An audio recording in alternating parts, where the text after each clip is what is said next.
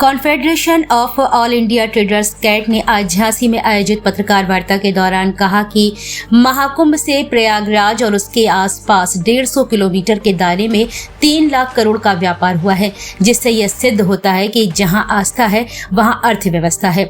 शनिवार को पत्रकार वार्ता को संबोधित करते हुए कैट के राष्ट्रीय महामंत्री प्रवीण खंडेलवाल ने कहा कि महाकुंभ से 3 लाख करोड़ का व्यापार हुआ, आस्था से ही अर्थव्यवस्था है। उन्होंने कहा कि प्रदेश के मुख्यमंत्री योगी आदित्यनाथ से उन्होंने आग्रह किया है कि विधान परिषद में अन्य प्रोफेशनल वर्गों की तरह व्यापारियों के लिए भी सीट सुरक्षित रखी जाए, जिससे अर्थव्यवस्था और व्यापार की रीढ़ की हड्डी व्यापारिक वर्ग को भी सरकार प्रतिनिधित्व मिल सके। उन्होंने कहा कि देश के प्रधानमंत्री नरेंद्र मोदी ने छोटे व्यापारियों के लिए कई योजनाएं शुरू की हैं, जिससे उनके व्यापार को बढ़ाने और आर्थिक सुरक्षा प्रदान करने में मदद करती है। उन्होंने कुछ प्रमुख योजनाएं गिनाते हुए कहा कि प्रधानमंत्री मुद्रा योजना, प्रधानमंत्री रोजगार सृजन योजना, व्यापारी सम्मान निधि योजना, जनधन योजना, स्टैंड अप इंडिया योजना, डिजिटल इंडिया अभियान समाधान योजना सहित देश में पहली बार राष्ट्रीय व्यापारी कल्याण बोर्ड का गठन किया गया है। उन्होंने कहा कि उत्तर प्रदेश सहित देश भर के व्यापारियों ने इन सभी योजनाओं से लाभ लेकर अपने व्यापार में वृद्धि की है।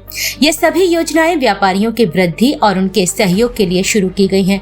उन्होंने कहा कि केंद्र और प्रदेश में व्यापार में महिलाओं के लिए वित्त सहित कई योजनाएं सहायता दिलवाने का कैट व्यापार संगठन कार्य कर रहा है। इस दौरान कैट के राष्ट्रीय उपाध्यक्ष संजय पटवारी आदि मौजूद रहे।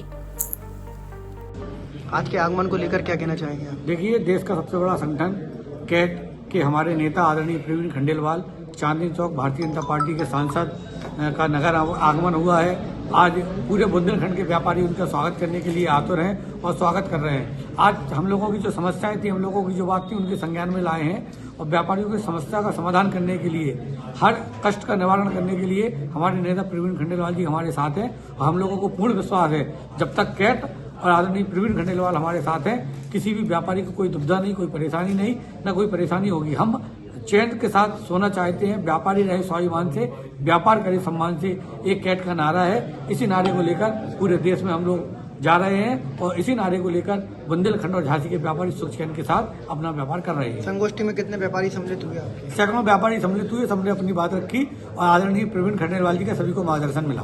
धन्यवाद। जनपद में आपका आगमन है, व्यापारी लगातार आपसे संगोष्ठी है, उसको लेकर क्या कहना चाहेंगे?